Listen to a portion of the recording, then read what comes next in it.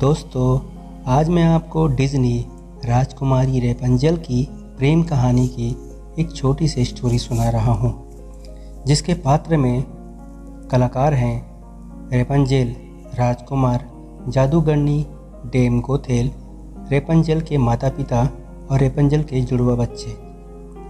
अब हम कहानी शुरुआत करते हैं। बहुत समय पहले की बात है। यूरोप महाद्वीप के जर्मनी देश में एक पति और पत्नी रहा करते थे। दोनों का एक दूसरे के सिवा और कोई नहीं था। विवाह के कई वर्षों उपरांत भी उनकी कोई संतान नहीं हुई। समय इसी प्रकार से गुजर रहा था कि अचानक एक दिन स्त्री को अपनी कोख में संतान की अनुभूति हुई और गर्भावस्था के दौरान उसको कुछ इस प्रकार महसूस हुआ कि उसको रेपंजेल नामक साग खानी चाहिए। आसपास वह साग कभी भी उपलब्ध नहीं थी। पति पत्नी एक जादूगरनी के बगीचे के समीप ही रहते थे।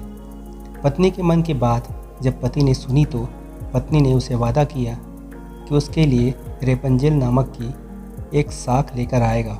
बच्चे में चोरी से घुसकर उसने वह साख अपनी पत्नी के लिए तोड़ी और क्रम कई दिनों तक चलता रहा। एक दिन बच्चे की मालकिन जादूगरनी ने, जिसका नाम डेम गोथेल था, उसने यह चोरी करते हुए देख लिया। जादूगरनी ने पति को बंधक बना लिया। पति जादूगरनी के सामने बहुत गिड़गिड़ाया और अंततः जादूगरनी एक शर्त पर वह साख उसकी पत्नी के लिए देने को राजी हो गई। शर्त यह थी कि संतान के जन्म के बाद वह उसे जादूगरनी को सौंप देगा। मायूस मन से पति ने उसकी वह बात मान ली और बच्चे के जन्म होते ही उसने जादूगरनी के हाथों अपनी पुत्री को सौंप दिया। जादूगरनी ने अपने मनोयोग से उसकी पुत्री का पालन पोषण किया। उसका नाम उसी साग के नाम पर रेपंजेल रखा। रेपंजेल एक अत्यंत रूपवती कन्या के रूप में धीरे धीरे विकसित होने लगी। उसके सुनहरे बाल और अद्वितीय रूप की चर्चा आसपास की जगह पर धीमे धीमे फैलने लगी। कन्या के 12 वर्ष के होते ही जादूगरनी डेम गोथेल ने उसको एक ऐसी मीनार में कैद कर दिया जिसमें ना तो कोई दरवाज़ा था और न चढ़ने के लिए कोई सीढ़ी। इसमें एक ऊंचे स्थान पर एक कमरा था जिसमें कि केवल एक खिड़की थी।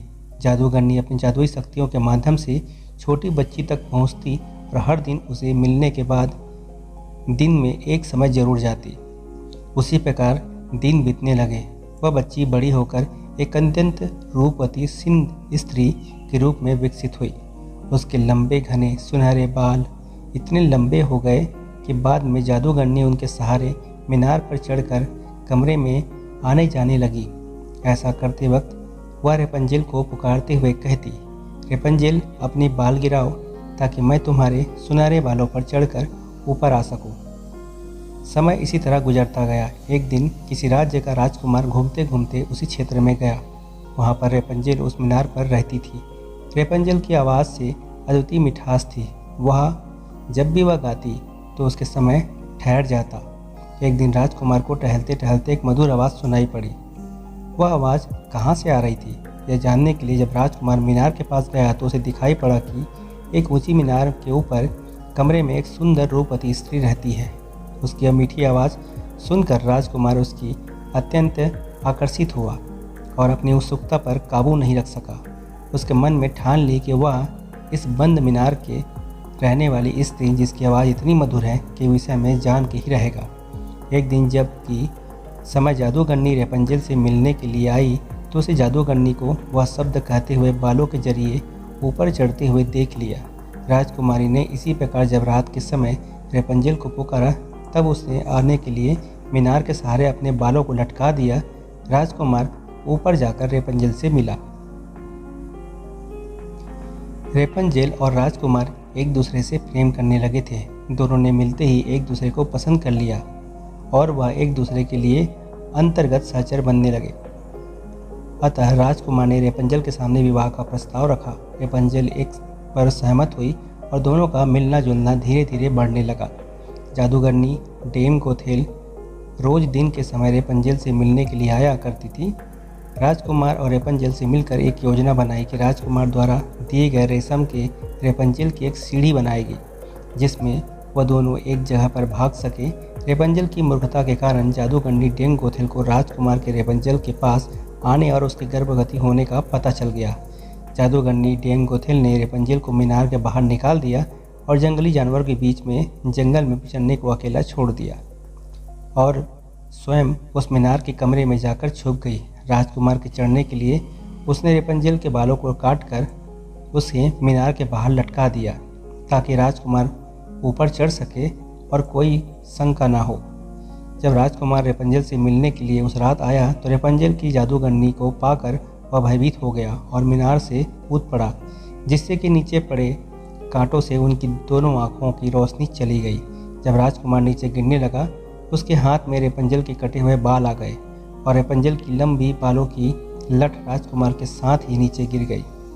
नीचे उतर पाने पर कोई अन्य तरीका नहीं था और जादूगरनी डेंग गोथेल उस मीनार में फंस गई और अंततः उसकी मृत्यु को प्राप्त हुई। अपनी आंखों और अपनी प्रेमिका को खो देने के बाद राजकुमार निराश होकर अंधा होकर जगह जगह भटकने लगा। कई महीनों तक वह प्रकार भटकने पश्चात जब उस क्षेत्र में जा पहुंचा जहां पर रेपंजल बच चुकी थी, उधर रेपंजल ने जुड़वा बच्चों को जन्म दिया। उसने एक बेटी और बेटा को हुआ।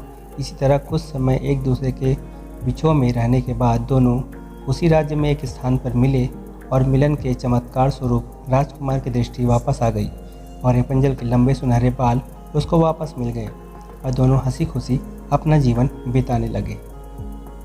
इस कहानी से हमको ये शिक्षा मिलती है कि बुरे का अंत ही होता है और विश्वास के सहारे एक दिन दुनिया में सब कुछ पाया जा सकता है।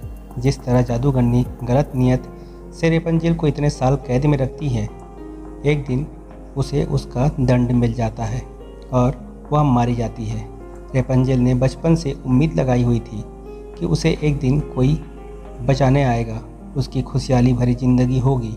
एक दिन उसके इस विश्वास को भगवान ने पूरा कर दिया। वीडियो पसंद आई होगी तो वीडियो को लाइक शेयर सब्सक्राइब जरूर करें। मिलते हैं एक और नया स्टोरी के साथ।